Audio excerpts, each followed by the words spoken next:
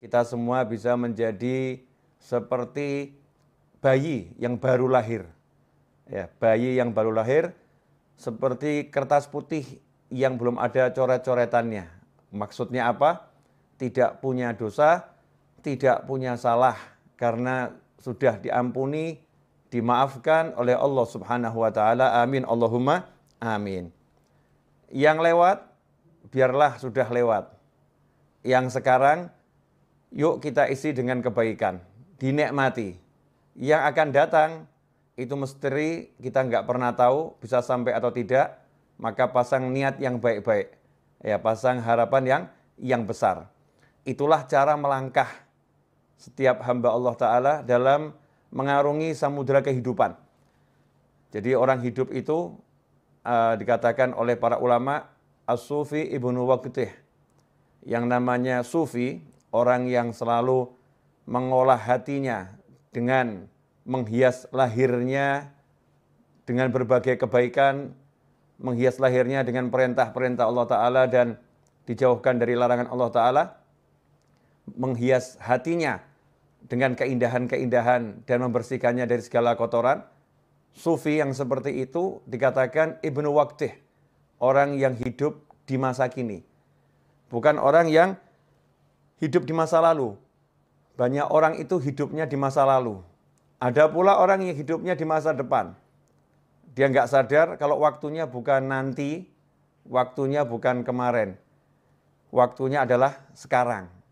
Ya, waktunya adalah sekarang. Ikhwani rahimakumullah, itu yang pengen saya jabarkan berkaitan dengan tema yang diangkat. Ya, yang ingin saya jabarkan. Mudah-mudahan saya diberi pemahaman, diberi ilmu, dan diberi kemampuan untuk mengamalkannya dan menyebarluaskannya. Begitu juga antum semua yang menyaksikan saya saat ini, mudah-mudahan dapat hal yang sama dan lebih. Amin. Ikhwani rahimakumullah, hidup bukan untuk berada di masa lalu.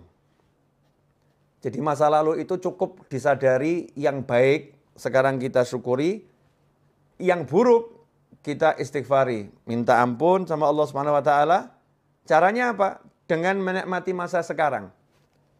Jadi jangan sampai masa sekarang hanya untuk menyesali masa lalu.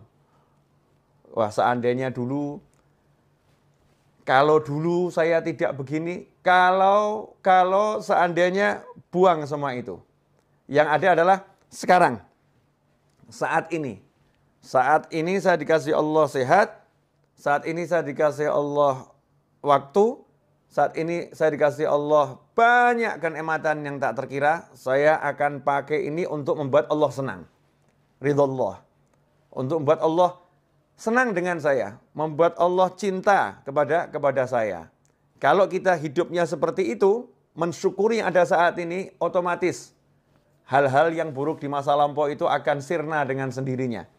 Karena orang yang syukur, orang yang mensyukuri keadaannya sekarang, maka oleh Allah Subhanahu wa taala akan diberi tambahan nikmat, dan tambahan nikmat. Di antara tambahan nikmat yang paling besar itu adalah bisa taat dan bisa jauh dari maksiat. Itu tambahan nikmat yang paling besar. Bisa taat dan bisa jauh dari maksiat. Dosanya yang lampau otomatis diampuni oleh Allah Subhanahu wa taala karena Allah senang sama dia. La in syakartum la azidannakum wa la in kafartum inna adzabi lasyadid. Kalau orang yang kufur nikmat dikatakan siksanya pedih. Kalau orang yang mau mensyukuri nikmat, maka ditambah nikmat. Ditambah nikmat ya otomatis dosanya dihapus. Karena orang punya dosa kan bukan dalam nikmat, tapi dalam azab. Ya, dalam azab. Karena itu fokusnya sekarang, saat ini. Saat ini saya harus ngapain ya? Saat ini harus ngapain? Saat ini saya harus apa? Daripada mikir yang panjang-panjang, kalau saat ini lagi berada di hadapan orang tua, nikmati orang tua. Jangan di hadapan orang tua mikirin yang di luar. Sehingga kehilangan waktu untuk taat. Karena waktunya sekarang lagi bersama orang tua, di hadapan orang tua, duduk sama orang tua, harus ngapain? Jalankan perintah Allah kepadamu terhadap orang tuamu. Perintah Allah kepada kita terhadap orang tua kita. Oh, kita harus memandangnya dengan cinta. Oh, mendengarkan ucapannya dengan sayang. Oh, saya harus ngomong dia dengan lemah lembut, gak boleh ngomong kasar. Oh, saya harus menyabarkan diri saya untuk duduk bersama orang tua saya. Ya, Kalau udah begitu, akan ditambah nikmat. Kalau nanti kita punya rencana bisnis setelah duduk sama orang tua, kalau nanti kita punya rencana apapun setelah duduk sama orang tua, nanti itu akan dibereskan dengan berkat yang sekarang ini kita syukuri. Yang sekarang kita syukuri, yang nanti dibereskan sama Allah Subhanahu wa taala, la azidannakum. Pasti aku tambah nikmat. Nah, ini ndak lagi sholat, sekarang waktunya sholat, mikirnya harusnya sholat. Waktunya sholat, mikirnya makan. Nanti saya habis sholat, saya mau keluar, saya mau pergi ke restoran ini. Saya mau ketemu sama teman-teman saya mau makan di warung sana. Nanti habis sholat, saya mau cari di menu, ya warung-warung online. Ya. Ada warung online banyak, restoran online, saya mau cari menunya apa, habis sholat. Tapi mikirnya dalam sholat. Sehingga kehilangan waktu sholat, nikmat sholat. Nah, begitu pula ketika duduk bersama pasangan hidup. Masya Allah. Ada suamimu, ada istrimu. Duduk bersama, asyik. Gak usah ngobrolin orang lain. Yang aneh itu ketika duduk bersama ngomongkan orang lain. Ya, kecuali kalau obrolan itu obrolan yang bawa kebaikan. Artinya ngomongkan yang baik-baik. Lagi belajar bersama, kita ngobrolkan kebaikan orang lain untuk dicontoh. Tapi gak usah ngobrolin hal-hal yang gak enak yang dialami orang lain atau gak enak tentang orang lain. Sehingga kehilangan kenikmatan ngobrol dengan dirinya berdua. Yang lebih aneh, duduk bersama pasangan tapi ngobrolnya sama handphone. Ya, ngobrolnya sama handphone. Kehilangan kenikmatan saat ini. Saat ini lagi ngapain? Lagi duduk sama pasangan hidup saya. Ya udah, duduk dinikmati bersama pasangannya. Caranya bagaimana? Ajak ngobrol tentang ilmunya Allah Subhanahu wa taala. Ya, ajak ngobrol tentang bagaimana sholat, ajak ngobrol tentang bagaimana zikir. Bukan ngobrol yang nggak ada manfaatnya, menyesali masa lampau. Wah, kemarin itu ya, seandainya saya jadi transaksi, saya akan dapat duit banyak. Oh, nggak jadi kok dibahas. Ya, nggak jadi kok dibahas. Wah, seandainya kemarin itu kita beli rumahnya, kita akan untung sekian. Oh, nggak dibeli kok dibahas. Nggak dibeli kok dibahas. Jadi hidupnya di masa lampau, duduk bersama pasangannya bukan ngobrolkan akhirat, yang diobrolkan al-fulus, wal duit, dinar, wa dirham. Yang diobrolkan cuma uang dan uang dan uang, ad-dunya, wa dunya, wa dunya. Sehingga nggak ada kenikmatan. Dalam obrolan itu bahkan susah rahmat mau turun. Rahmat mau turun itu susah karena obrolannya bukan dalam taat pada Allah Subhanahu wa taala. Coba kalau duduknya itu ngobrol tentang ketaatan. Masya Allah. Nikmat. Contoh tentang ketaatan, bab masakan itu ketaatan loh. Suami sama istri duduk, makan sayur asem. Suaminya ngomong, enak bener nih sayur asemnya nih. Ini kan lagi ngomentari makanannya istri, ya bersama istri di meja makan atau di tempat makan. Enak bener ini, Masya Allah. Seger badan jadinya rasanya. Istri yang jawab, ini mas bisa aja. Padahal ini gak enak nih pasti ini. Nyindir-nyindir ini. Enggak nih enak bener ini. Kelihatannya obrolan biasa. Tapi ini taat. Sebagaimana disebutkan dalam sebuah riwayat. Dudukmu bersama pasangan hidupmu untuk menyenangkan hatinya. Di jalan Allah Ta'ala lebih utama daripada iktikaf. Di masjidku ini 1 tahun. Aukamaqala SAW. Di riwayat seperti itu. Itu nikmat. Kemudian yang lebih menyedihkan lagi. Ya, menyedihkan lagi. Waktunya sekarang untuk melamunkan masa depan. Melamunkan. Nanti kalau rumah itu laku, saya mau beli mobil. Nanti kalau tanah yang di sana laku, saya mau beli rumah. Nanti. Sementara dia sekarang nggak mau kerja. Jadi sekarang ini hidupnya cuman nganggur. Nggak mau bergerak. Nah ini kasihan nih. Ini namanya bukan punya cita-cita. Itu namanya melamun dalam syariat. Jadi cita-cita sama melamun itu beda. Ya, dikatakan kalau yang cita-cita itu bagus. Tapi kalau melamun itu dari syaitan. Kalau melamun itu dari setan. Apa bedanya orang melamun sama cita-cita? Kalau orang punya cita-cita, nanti kalau rumah itu laku, saya mau beli mobil. Ya. Kalau sekedar begitu namanya ngelamun. Kalau cita-cita dia tidak pakai ngomong kalau nanti rumah itu laku. Waktunya sekarang langsung dipakai untuk jual rumah. Iklan sana, iklan sini, telepon sana, telepon sini. Ini rumah saya jual, banting harga, diskon 200%. Masya Allah. Ya, apanya yang 200% kan belum dijelaskan, kasih bintang kecil satu. Ini biasanya teknik iklan nih. Bintang kecil. Pak, ini maksudnya diskon 200% apa nih? Ya, 200% itu maksudnya begini, biaya ini saya hapuskan semua. Hilang biayanya itu. Nih, buat orang mau telepon, teknik periklanan dipelajari.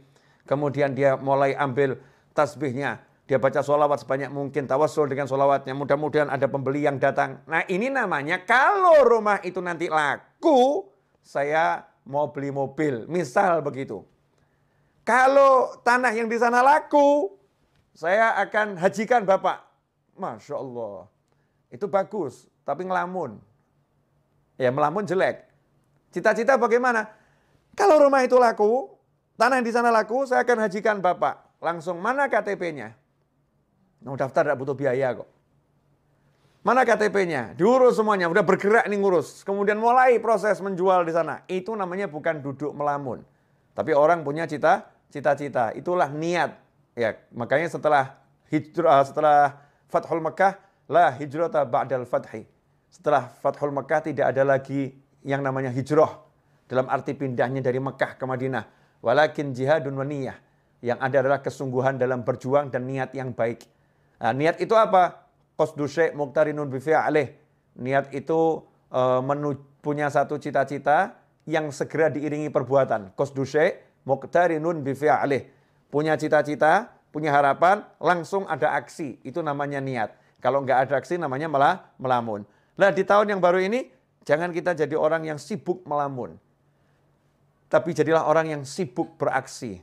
Jadilah orang yang sibuk mewujudkan cita-cita. Ya, cita-citanya mulai diwujudkan dengan apapun yang bisa, sebisanya. Karena itu tadi dalam profile picture saya dikatakan hidup bukan untuk dipikiri. Ya, bukan cuma mikiri hidup kok seperti ini ya, punya suami kok kayak gitu ya, punya istri kok seperti itu ya. Nggak nyelesain masalah. Ngomongkan yang nggak enak itu membuat semakin tidak enak. Memperbincangkan yang jelek membuat semakin jelek. Ya, memperbincangkan yang negatif menjadi energi yang negatif. Ngomong yang baik-baik maka menjadi yang baik. Ini yang ngomong bukan saya, yang ngomong Nabi Muhammad SAW. Man kana yu'minu billahi wal yawmil akhir fal yaqul khairan au liyasmut. Barang siapa iman, percaya. Man kana yu'minu billahi wal yawmil akhir. Kepada Allah dan hari akhir, fal yaqul khairan. Hendaknya dia ngomong yang baik. Ngomong yang baik. Kalau tidak bisa, diam saja. Bahkan sampai komentari makanan yang nggak enak itu nggak boleh. Kalau suka, makan. Ya. Kalau suka, makan. Kalau enak, itu dikomentari yang positif. Kalau nggak enak, diam. Nggak usah dimakan. Udah diam, jangan dikomentari. Karena mengomentari makanan yang nggak enak itu nggak boleh. Yang mencela makanan itu nggak boleh. Tapi Habib, saya pengen ini masakannya jadi enak. Ini makanannya nggak enak. Gimana cara komentarinya? Ya, komentari yang cerdas, yang sesuai syariat. Caranya gimana? Makanan ini enaknya luar biasa. Kalau garamnya dinaikkan sedikit. Ya, garamnya tambah sedikit, enaknya luar biasa. Positif, bukan hal yang negatif. Itu yang diajarkan Nabi Muhammad SAW. Rasul nggak suka kita ngomong yang negatif, ngomong yang jelek-jelek, ngomong yang buruk-buruk. Ngomong yang buruk mendatangkan keburukan. Ngomong yang jelek mendatangkan kejelekan. Suasananya nggak enak. Ruhaniyahnya nggak enak. Karena itu ikhwani rahimakumullah, hidup bukan untuk dipikiri. Mikirin yang kemarin-kemarin apalagi, Masya Allah. Kemarin saya kok, sholat subuhnya terlambat ya. Dulu ya sholat subuhnya terlambat. Mikirin doang. Mikirin tok. Ya, nggak ada manfaatnya. Bukan begitu caranya. Caranya apa? Cukup dengan satu kalimat dalam hati, kemarin saya banyak dosa, sekarang saya mau banyak taat. Selesai. Jadi bukan waktunya habis untuk mikir kemarin kok sholat subuh begini ya, kemarin ya sholat zuhurnya begini ya, kemarin mikir aja. Waktunya mikir yang tadi itu, kalau udah untuk aksi, Masya Allah. Langsung dia banyak sholat sunnahnya. Ditanya sama orang, kenapa kamu banyak sholat sunnah? Wah, sholat saya yang dulu-dulu tidak beres nih. Ini sunnahnya buat nambah ini. Kemudian dia qadha sholatnya. Qadha. Kenapa kamu qadha sholatmu? Wah dulu saya sering subuh nggak sholat ini, sekarang saya mau qadha sekarang ini. Saya mau qadha sekarang. Jadi bukan hidup dalam lamunan, tapi hidup dalam aksi. Kalau udah hidup kita dalam aksi ketaatan, maka hidup itu akan penuh dengan kenikmatan. Kalau hidup dalam aksi ketaatan, maka hidupnya akan penuh dalam kenikmatan. Karena itu para ulama mengatakan nikmat yang kami rasakan dalam hati ini, nikmat yang kami rasakan dalam hati, kalau para bisnismen, para raja, para penguasa mengerti nikmat yang kami rasakan, mereka akan berjuang untuk merebutnya dari kami dengan apapun yang bisa mereka lakukan. Kalau tahu mereka akan merebutnya dengan apapun yang bisa mereka lakukan. Ya, tapi karena mereka nggak tahu, dan toh kalau tahu juga nggak bisa. Kenapa? Tempatnya di hati. Gimana mau merebut hati? Susah. Yang di hati mau diambil tuh susah, nggak bisa. Bisanya dengan cara melakukan hal yang sama. Kalau mau merasakan nikmat yang dimiliki oleh para aulia usholihin, nikmat yang dimiliki orang-orang soleh, ya tiru aja yang dilakukan orang-orang soleh. Nikmati apa yang dinikmati orang-orang soleh. Orang soleh nikmatnya duduk berzikir, tiru duduk berzikir. Orang soleh nikmatnya duduk baca Al-Quran, tiru duduk baca Al-Quran. Orang soleh nikmatnya duduk cari ilmu, tiru duduk cari ilmu. Orang soleh nikmatnya bersedekah, tiru hidup bersedekah. Orang soleh nikmatnya membantu orang lain, tiru bantu orang lain. Dan seterusnya dan seterusnya. Nanti Allah Ta'ala akan memberi kita rasa nikmat seperti beliau-beliau. Dan ketika kita mencontoh pun udah ada nikmatnya. Naik kadarnya, dan terus akan semakin besar. Ikhwani rahimakumullah. Tentunya dalam menjalani hidup itu bukan untuk dipikiri tapi dijalani. Bukan berarti kemudian mulus. Dalam menjalani hidup, namanya juga manusia. Menjalani hidup pasti ada musuh. Nggak mungkin nggak punya musuh. Lantas siapa musuhnya? Jangan salah. Jangan menganggap manusia itu musuh. Karena manusia itu semuanya bersaudara. Semuanya kalau ditanya, kamu anak cucu siapa? Kami Bani Adam, anak cucu Adam. Semuanya saudara. Ya, manusia itu semuanya bersaudara. Memang tingkat persaudaraannya beda-beda. Tapi pada aslinya semua manusia bersaudara. Musuhnya manusia itu adalah siapa? Ya, wahfadil qalba an yulima bihi syaitan wan nafsu wal hawa wad daniyah. Pertama setan, kedua nafsu, yang ketiga hawa alias ego, yang keempat daniyah, dunia. Itu musuhnya manusia. Setan, nafsu, hawa, dunia. Setan jelas nggak kelihatan. Kadang-kadang setannya juga menjelma jadi manusia, betul-betul menjelma jadi manusia. Kadang-kadang, dan itu sering, setannya menggunakan manusia, masuk dalam tubuhnya manusia, berbicara sebagai manusia, bertindak sebagai manusia, menulis sebagai manusia, padahal semua itu setan yang melakukannya, setan yang mengontrolnya, setan yang berbuatnya. Itu musuh yang pertama. Kemudian nafsu. Nafsu itu adalah kendaraan. Karena nafsu adalah keinginan. Kalau nggak punya nafsu, bahaya. Nggak punya nafsu makan, nggak punya nafsu minum, nggak punya nafsu hidup, repot tuh. Jadinya putus asa. Nafsu itu untuk dikendalikan. Dia kendaraan, dikendalikan. Kalau nafsu dituruti, jadi musuh. Makan, pengen makan. Makan terus, jadi musuh, jadi penyakit. Ya. Kemudian nafsu-nafsu yang lain. Kalau diturutin, jadi maksiat. Naudzubillah min dzalik. Makanya dikendalikan. Hawa. Wah, ini hawa ini kendaraan iblis terbesar. Karena sifatnya sifat turunan iblis. Apa itu? Ego. Tidak mau dikalahkan. Ya, hawa itu ego. Tidak mau dikalahkan. Maunya menang sendiri. Itu ego. Nah, makanya iblis dilaknat karena dia punya ego yang besar. Disuruh sujud kepada Nabi Adam alaihissalam, iblis tidak mau. Karena itu iblis diusir dari rahmatnya Allah Ta'ala. Dibuang dari rahmatnya Allah Ta'ala. Enggak dapat rahmatnya Allah Ta'ala. Karena itu dikatakan iblis dilaknat. Kenapa? Karena dengan egonya dia enggak mau sujud, dia sombong kepada Allah Subhanahu Wa Ta'ala. Sombongnya itu dengan tidak mau menjalankan perintah Allah untuk sujud kepada Nabi Adam alaihissalam. Ini ego. Nah, kalau kita jadi muslim jangan dikendalikan ego. Enggak mau dikalahkan. Jadikan ego kita itu ego yang baik. Ya, saya kalau baca Al-Quran enggak mau ada yang mengalahkan saya ini. Saya mau paling hebat sendiri baca Al-Qurannya. Tapi kalau ada yang mengalahkan senang, alhamdulillah ya. Ternyata dia lebih hebat dari saya. Jangan sampai egonya ego yang negatif, enggak mau dikalahkan. Misal, biasa ngurusin masjid. masjid sebelah kok dengar ngundang ustadznya ustadz nasional yang jamaahnya banyak. Masjid kita ngundang ustadz itu ustadznya nggak mau datang. Egonya muncul, nggak mau dikalahkan.